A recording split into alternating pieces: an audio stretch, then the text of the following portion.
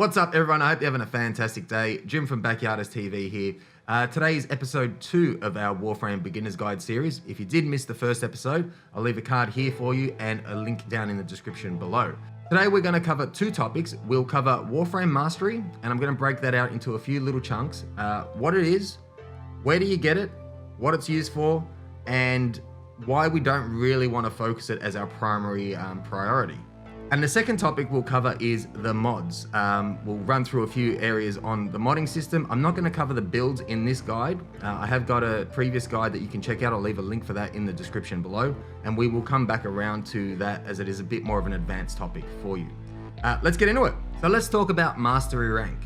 Mastery Rank is effectively the way that Warframe tracks how much of the content you have done. It doesn't count as your experience. It's not a level that is that affects what you will fight, as in the level of the enemies you encounter. It doesn't have any correlation with anything other than how many things have you unlocked. When I say things, I'm talking about how many Warframes you've unlocked, how many weapons you've unlocked, how much of the star chart you have done. And that's why, it's one of the reasons why I'm not a big fan of using Mastery as a gauge of somebody's experience in the game. It doesn't really mean much. So let's have a look at the wiki and we'll talk about how you go about getting Mastery Rank. Alright, so here we are on the wiki page, and I will leave a link for all of this down in the description below. There are a couple of ways to get Mastery Rank. The main way is by leveling up your weapons and your Warframes. Once you get a Warframe or a weapon up to max rank 30, you will see the Mastered tag next to the weapon. That means you have got the Mastery Rank for it. As you can see here, weapons, sentinels, and arcwing weapons give you a total of 3,000 mastery points. Your Zors and kick guns also give you 3,000. Warframes themselves, your companions, that's your sentinels or your companion animals. The arcwings themselves and the K drives, they give you 6,000 points once you hit that level 30 mark. Other things that will give you rank, completing the star chart. As you progress through the star chart, each node that you've done for the first time will give you a set amount of mastery rank. So once you complete a level, you have to go off and complete a mastery test. If you don't want to do the test on that day as soon as it unlocks, that is fine. You do not lose mastery rank in the background. So if you continue to collect your mastery rank and you have a test waiting, that isn't wasted. So effectively you can continue to gather mastery and do your tests back to back once you're done. So don't worry about, I have to quickly go off and do my test because I'm losing the mastery that I'm gathering. That's not how it works. It does store it. So once you've capped out your mastery for that level, it will prompt you to do a mastery rank test. You can click the test immediately from your main UI, or you can actually go and practice the test before you undertake it. Now, if you fail the test, you will not be locked out of that test for 24 hours. So you can't just keep repeating until you get it right. So there is a practice mechanism that you can do, and I'll show you how to do that now. So you have to go to a relay and go and visit Samaras. Once you're at the relay, hit your menu button and fast travel to Cephalon Samaras. So when you fast travel to Samaras, you'll be presented with this screen here, and if you move over to the right hand side, you'll see this corridor, and each of these little booths is a mastery test. Now, when you go into it, if you have a test unlocked, it will prompt you to either qualify or practice. So qualifying is actually taking the test, and practice is getting your skill up. I highly recommend that you practice the test a few times before you go in, because as I said, if you do fail the test, it will kick you out for 24 hours and you will have to try again the next day. So practice a few times before you actually take the test. So now we know what mastery rank is, how to collect it, and how to do the test to advance. But what's the point of it? Why do we want it? Well, there are some benefits to mastery. The main benefit of mastery is that it unlocks certain weapons and certain Warframes. So let's have a look at the amount of weapons and Warframes that are mastery rank locked. At mastery rank 0, these are all of the Warframes that are available to you. Here are the primary weapons, the secondary weapons, and all of these melee weapons are accessible, and the sentinels here as well. So as we scroll down, you will see that there are a few weapons that are gated, and a couple of the Warframes are actually gated behind certain mastery ranks. One key note here is that the weapons down the bottom of the list that are mastery rank gated are not better necessarily than the weapons that are unlocked immediately. I spoke about this in last week's episode as well. the weapons that you collect at the end are not necessarily better than the weapons that you can get at the start. So don't think that you need to hurry up and rush through your mastery tiers so you can get all of the weapons because they're so good at the end and I'm running around with trash weapons now. That's not how it works at all. There are other benefits to mastery rank as well. There are two that I think are the primary ones. Number one is the Syndicate Rep. So the way Syndicate Rep works, it is based off your mastery rank plus 1 times 1,000. So if you're mastery 4, the max daily rep that you can collect for a syndicate would be 5,000. So it's your 4 mastery rank plus 1, 5 times 1,000, 5,000. So the higher your mastery rank, the higher the amount of daily syndicate rep you can collect. The other thing that happens with mastery rank is when you unlock a brand new weapon, the starting capacity that you have in that weapon to add mods is the mastery rank. So if you're mastery 20, you will have 20 capacity to start with. It doesn't mean that at the end you have 20 more, you just start with the 20. So if you're at 0, your capacity will be 0. If you're at 20, it will be 20. But as you upgrade that weapon or level up that weapon, you all land at the maximum of 30. There are a few other benefits to mastery rank and you can read about them on the wiki yourself. So now that we know what mastery is, how to get it, how to do the tests, and what it's used for, let me give you my take on mastery rank. I think a lot of new players come into the game and see mastery rank as a leveling system and assume that you need to hurry up and get through to the end tier of mastery rank, which is currently at 27, and this does change as they add more items. And they try and get through to level 27 as quickly as they can. And to do that, you end up focusing your mastery rank as a priority over everything else in the game. So the quickest way to get mastery, as we've said, is to get a weapon, get it up to max rank 30, dump it, get the next one, and so on. Just keep cycling through all the weapons and all the warframes. That will get you to mastery rank 27 pretty quickly, but none of those weapons or those warframes are actually built properly because you haven't spent the time to gather resources to upgrade the mods. You haven't upgraded, you haven't collected the mods in the first instance. You haven't actually played the game to a point where you know how to build a warframe, build a weapon, and have a good solid build. A lot of people who come into the game with that mentality of let me get to the top mastery tier as quickly as I can tend to burn themselves out because doing that is quite a boring process. A quick point on gathering mastery rank. Like we said, leveling up your warframes and your weapons. I guess the next question then will be where is the best place to do that? I'm not a big fan of telling new players how to go about doing this because it does get boring and it's repetitive and people, again, will focus this. But if you absolutely must, Hydron on Sedna is a great place to do it for your weapons and your warframes.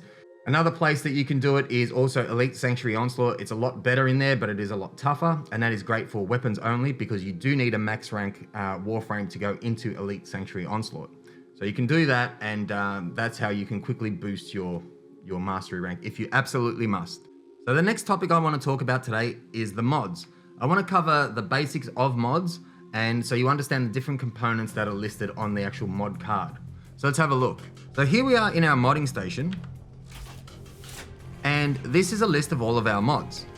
So here I've selected a random mod and we'll go through the different components of the mod.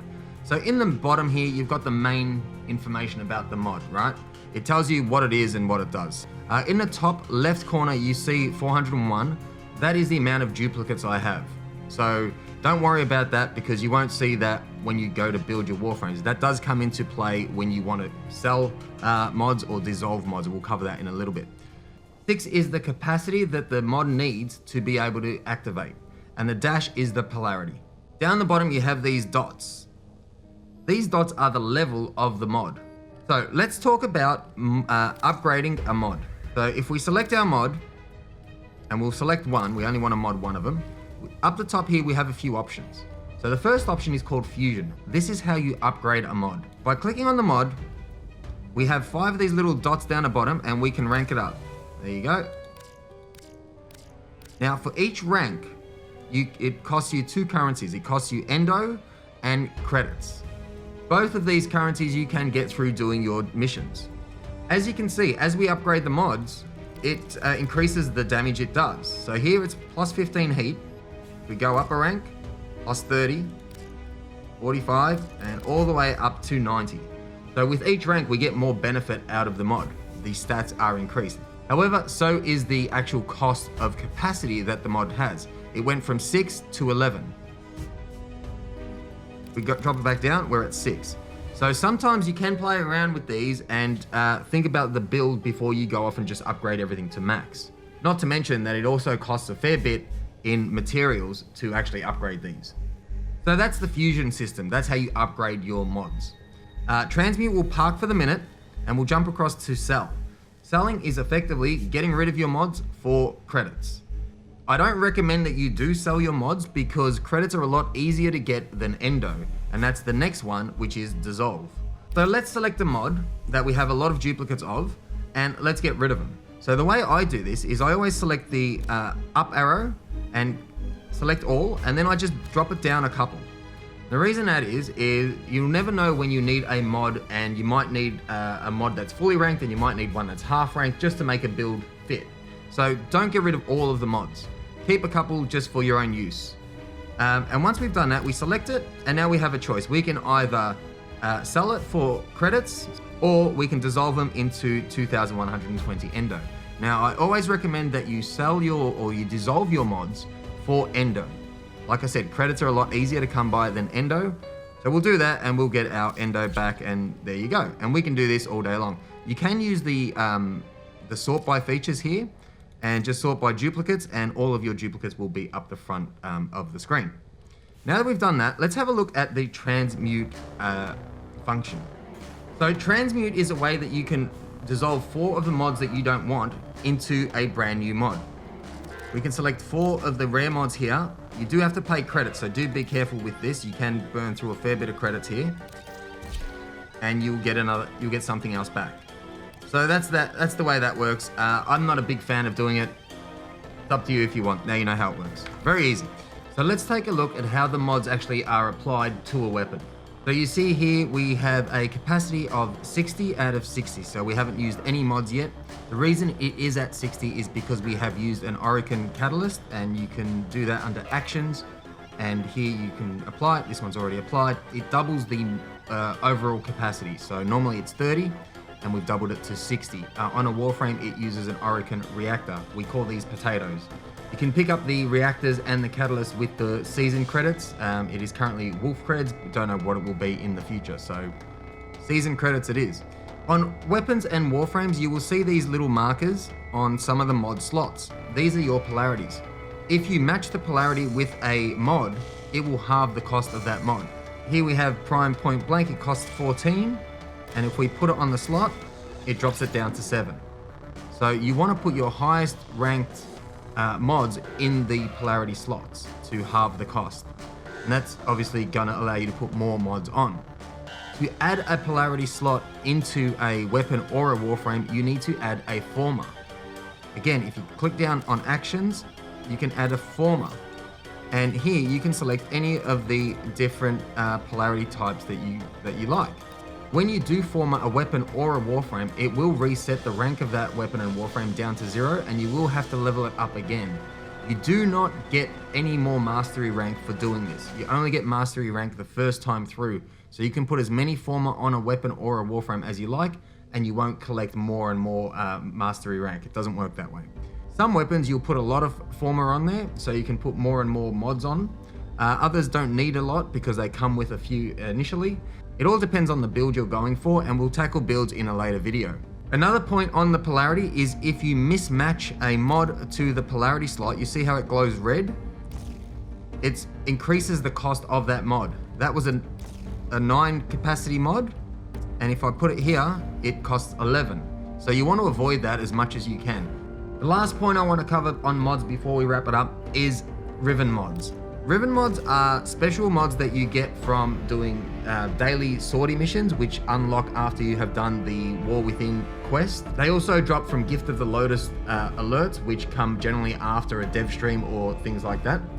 And they are weapon specific. So when you get them, they are veiled, which means you don't know what weapon it's for, you know what weapon type it's for, and there'll be a little quest that the card will tell you, and there's a whole bunch of these. Once you complete that task that the card tells you, it will unveil itself and you will see what weapon it's for.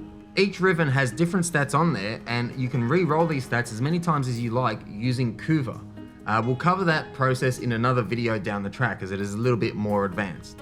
All right, friends, I'm going to leave it there for this one. I hope you got something out of the video. If you did, please give it a thumbs up. Don't forget to hit the subscribe button and also tick the bell so you get notified of the next episode in the series. If you have any questions at all, please leave them down in the comments below and I'll try and answer them as best I can. You can also join us on Twitch. I stream Sunday to Thursday, 3 p.m. through to 11 Australian Eastern Standard Time. If you have any questions, you can come across there and ask as well. Until next time, friends, thank you so much for watching. Have a great day.